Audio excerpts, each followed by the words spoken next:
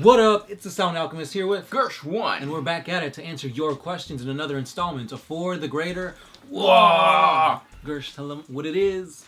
This is a video series where we answer the questions left by you, the viewer. If you want to ask us a question about Warhammer 40K, lore, or just about anything, comment down in the section below. Put question in front of your question because we get to those first. It's easier for us to filter through all the questions or the comments if they're labeled as questions. Right.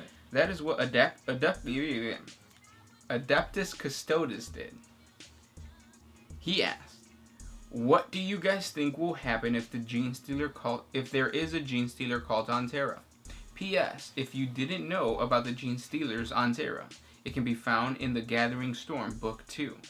Well, Adeptus Custode, if that was the truth, you would be fucked. Yeah. Because you are supposed to be on point and protecting the Emperor from such things, and you're not doing your job. Which, you're not doing your job. Because it is a thing.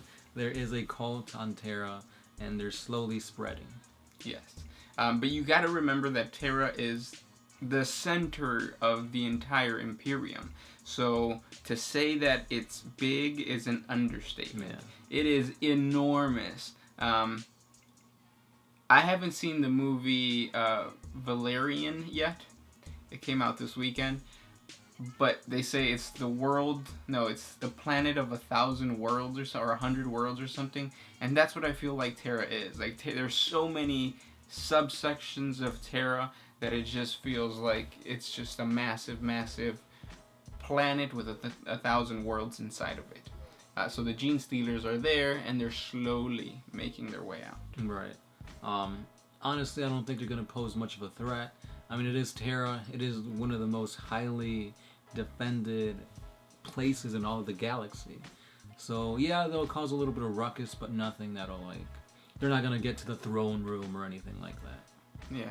I mean, it would be a really crazy big event if they actually did manage to somehow get into the throne room, because their because the GeneStealers would be able to send a message through the Astronomicon to all the high fleets everywhere to come to Terra, which is what might be already happening with the Emperor.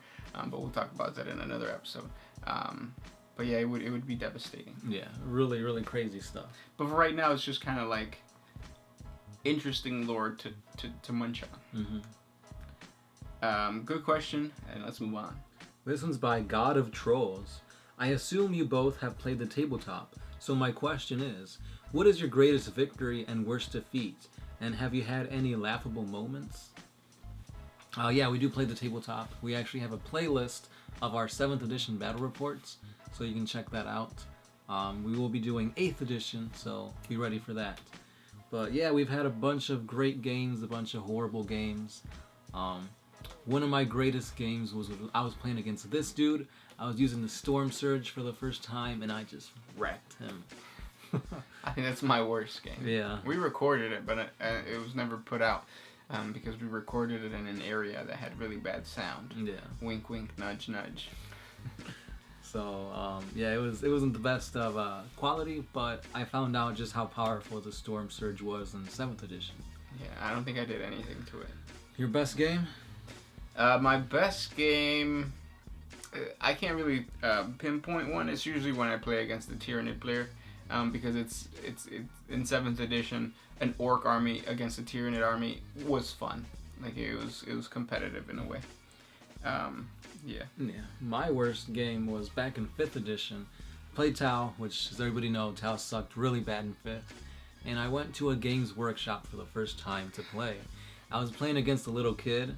I forgot what. I think he was using Space Marines or something like that. And he kicked my ass bad. He beat me so bad.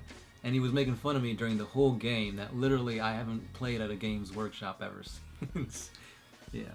So a little kid beat my ass. Yeah. And the funniest moment? Can you think of any funny moment? I think for me it's always playing against somebody like the Sound Alchemist that has really bad luck, and then you have to roll anything but a 1 in order for you to survive, and he rolls that 1. And it's I could re-roll it once again. Yeah. Yep. But you don't get any funny moment. No, if anything, it's probably that. Next question comes from Toolman Taylor. What's your favorite fighter in Bloody Roar? I love the mole. I don't know his name, but yeah, I remember playing against them. Yeah. The chameleon was always cool because you could like blend with the hood, camouflage. But I'd say my favorite was probably the lion dude. The lion dude is cool. Yeah. Next question. Werewolf Ducky. If the Emperor is alive now in 2017 and is quietly among us, how do we know if either of you two aren't the Emperor and are just pretending to play a normal lifestyle? We just won't answer that question and move on. Mm-hmm. The Nutella. How are you guys? How's life been treating you? It's been good. I had some Nutella crepes the other day. That shit was fire. I've never had crepes. Every time I look at them, I'm like, I'll try them next time. Yeah, like they're nothing special really. It's all about the filling in the crepe. It's not the crepe itself. Mm. You know what though? I had the best pancakes in the world. I'll tell you where later. Okay. It's in an area of the warp that cannot be visited by just anybody. Word. Yeah. In my opinion, life's been good, especially with Comic-Con.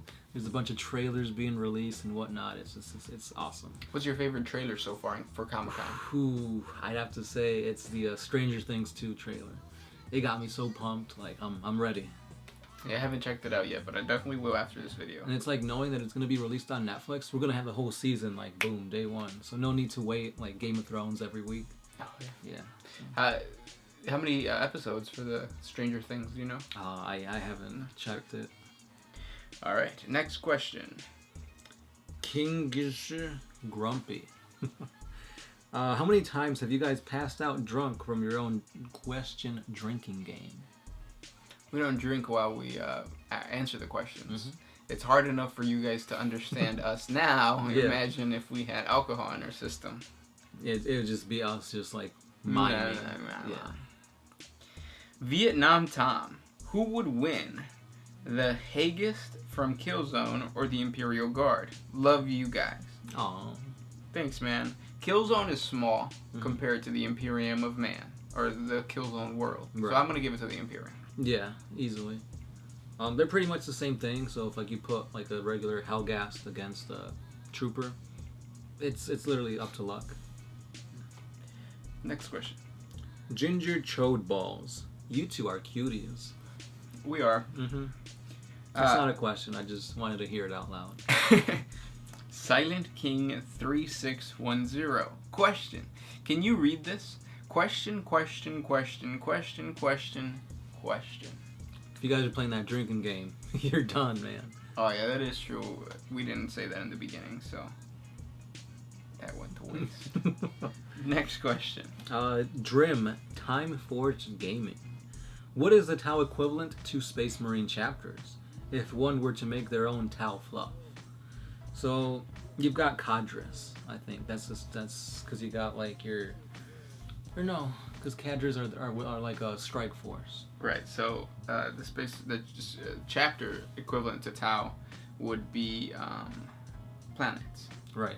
You've got your like Tau planet, your Farside enclaves. So that's the closest thing. Yeah. We actually have a 40 facts on all the Tau planets or Tau worlds, and each one of them goes and explains what specific aspects that planet has. Mm-hmm. So some of them, the Fire Warriors, are specific for like a certain type of fighting or whatever. Yeah. And the color schemes and stuff, we talk about it too. So check that out. Joe Kun. Would it be possible for the Tyranids to consume, absorb a... we already read that in last episode. We answered no. Next question. Oh, this one's by Wish. Is it gay that I want to have sex with a dude in a trap? I don't think it is. It depends. It really depends. He goes on to say, a trap is a man who likes to dress up like a girl and has very feminine features. That's not what I thought a trap was. I thought a trap was the trap. Yeah. I don't have to explain it. Mouse trap. A mouse trap. We'll let the commenters answer that one. Yeah. This question comes from Isaac Owen. What do you guys think of the Gaunt's Ghost novels? And do you have any thoughts on why such an awesome regiment has not been used in any other lore other than the series itself? So I haven't read the novel, but everybody talks about it. So someday I might get like a one of those like audiobooks and just have it be read to me, because that's how I like to fall asleep. But yeah, like from the 40 Facts lore video that we did, it's just so thick with awesome lore. I really want to check it out, and the reason we don't see it is because GW and the Black Library don't always have the same goals in mind. So GW, even though the Black Library is part of GW, the Black Library itself is just like trying to get you to buy books, whereas GW is trying to get you to buy models, and they already invested in the Cadian Guard. So that's why, I think. But you know, down the future, now with Cadia all jumbled up, we might see Gaunt's Ghosts. Right. You can still get them though, right? Yeah, I believe so. The models, yeah. This one is by... That's not a question. Jacob Pullet. The Space Marines have 19 additional gene seed organs. Do the Primarchs have similar or different organs when compared to normal humans or Space Marines? Wait, answer the question, or say the question. So basically he's asking, do Primarchs have more organs than humans or Space Marines? Oh, in terms of organs, they weren't specific on like how the Primarchs were made. They're still talking about Primarchs. Yeah, right? Primarchs. Yeah, because that whole process was lost with the Emperor and the destruction of his like little labs. But yeah, they're not the same as like a regular Space Marine that has like 2 hearts and its chest plate is like solid. Yeah. Shit like that. Yeah. Next question comes from Chris Taylor. How popular is Warhammer 40K in the U.S. compared to here in the UK? No, I mean it's popular, but not nowhere near. Yeah, because like I think in the UK, don't you have a Games Workshop store like Warhammer World? Yeah, well, but like I feel like Warhammer 40K is equivalent to GameStop here. Like you can find GameStop stores. GameStop is a store where you can buy video games. You can find that in pretty much any like large shopping center. Whereas here in the U.S., the only reason that we play Warhammer 40K is because we're so close to the city. If it wasn't for Chicago and like how big the city is, we wouldn't know what Warhammer 40K is. So yeah, it's nowhere near as big in the UK. Right. Yeah. Next question. This one's by Serge Popov. How does the Imperium transport the Titans? Is there such a large planet-to-space transport, or does it have to be a battle variant? Basically, how do they transport Titans? That's a good question. Isn't it like... It's a special type of ship. We're actually doing 40 facts on all the Imperial ships, so you're gonna learn about them. But the way that they actually lower them to Earth is really badass, and we're also gonna get to that once we talk about Titans, if we haven't already done the 40 facts, because I remember talking about that, but I don't remember what video. But they like lower them. They like lower them into the atmosphere, and then they let them go, and then they fall. And like usually they try to make them land somewhere where the impact won't destroy the population or like hurt the population that much. Let's drop this Titan on this hive city. Yeah, not like that. Next question comes from Nelson, Taz, and Game Archives. Will the Hive Lords attempt to kill or otherwise incapacitate Gilliman before he can reach Terra? If so, how can they manage it? No, there hasn't been anything saying that the High Lords are trying to get rid of Gilliman. Right, Gilliman is more focused on destroying chaos than he is about caring about the bureaucracy of the Imperium. This one's by Aiden Poisel. Why does the 40K universe seem to be only limited to our galaxy? For example, scientists can now gather info about other galaxies. wouldn't it be even easier for them with their technology to figure out where the Tyranids came from? We have to remember that the Imperial or the Warhammer 40K, the technology is not the same as here. People worship technology. Technology is present, but it's the understanding of how it works is very primitive. And then you also have the Imperium that is like extremely backwards. They say, don't look around you, only look within. Anything from the outside is bad. Mm-hmm. So they're very close-minded, and they force people to be close-minded. And that is not that's not the type of environment that would breed exploration and all that kind of stuff. Because you got to question things, and when you're very closed off, you're not going to question it. Right. Last question. Do you have one? No. I have one from Joseph Cooper. If the Emperor returned to his former glory and offered a single chance of forgiveness to the traitor legions, which legion or which individual would take the offer and rejoin the Imperium? Good question. I don't think anybody would. They're too steeped in chaos taint to deny it. You don't think the 1,000 Suns? Nah. No? That's the first one that came to mind, but no, I don't think so. He's a freaking demon prince. Like, you Magnus. think Magnus. You think the Emperor's gonna be like, all right, you're a demon prince. You've been blessed by the chaos gods. Come over here. Yeah. And anyway, I think that'll make him look bad. Yeah, I guess, yep. I just think of the story, though, with Horus, and, like, how Horus, once the Chaos Gods, or once he was fighting the Emperor, he realized, I fucked up. And he felt, like, remorse. But that was only because all of chaos left his body. Yeah. So... Thanks for sending those questions our way. If you guys want more questions answered, please comment in the section below. And of course, we have Patreon, Facebook, Twitter, Instagram. We're active on all those sites, so jump on over there.